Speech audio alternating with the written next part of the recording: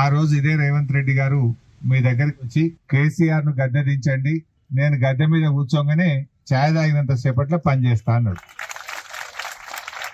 మీరు ఆయన మాట నమ్మినారు. ఇంకో మాట అన్నాడు, ఒక ఎక్స్ట్రా అవర్ పని చేయండి, బీఆర్ఎస్ ప్రభుత్వాన్ని దించడానికి ఒక ఎక్స్ట్రా అవర్ పని చేయండి. ఇక నేను రాగానే నెల లోపల సెక్రటరియట్ లో కూర్చొని ఒక్క నెల లోపు మిమ్మల్ని సెక్రటరియట్ కి పిలుస్తా, మీకు ఛాయ్ తాగిపిస్తా, మీరు ఛాయ్ తాగేంత సేపట్లో మీకు పర్మనెంట్ ఆర్డర్లు ఇచ్చి ఇంటికి పంపుతా మిమ్మల్ని అన్నాడు. అన్నాడా? కాంగ్రెస్ పార్టీ అధ్యక్షుడిగా తప్పకుండా 100 రోజుల్లో తెలంగాణ రాష్ట్రంలో కాంగ్రెస్ పార్టీ అధికారంలోకి వస్తుంది. మిమ్మల్ని మీ సంఘాల నాయకులను పిలిపించి హైదరాబాద్ లో సచివాలయంలో దర్బారుగా మిమ్మల్ని కూర్చోబెట్టి మీ సమస్యలు మాట్లాడి, ఇవాళ ప్రభుత్వం అనుకుంటే ఒక గంటల మీ సమస్యలు పరిష్కారం అవుతాయి.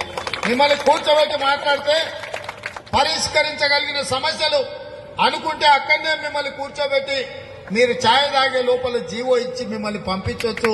మరి నెలవాయ 12 నెలలే నిండే, మరి నెల రోజులు రేవంత్ రెడ్డి కాలేదా? ఇంకా నెల నిండలేదా రేవంత్ రెడ్డి?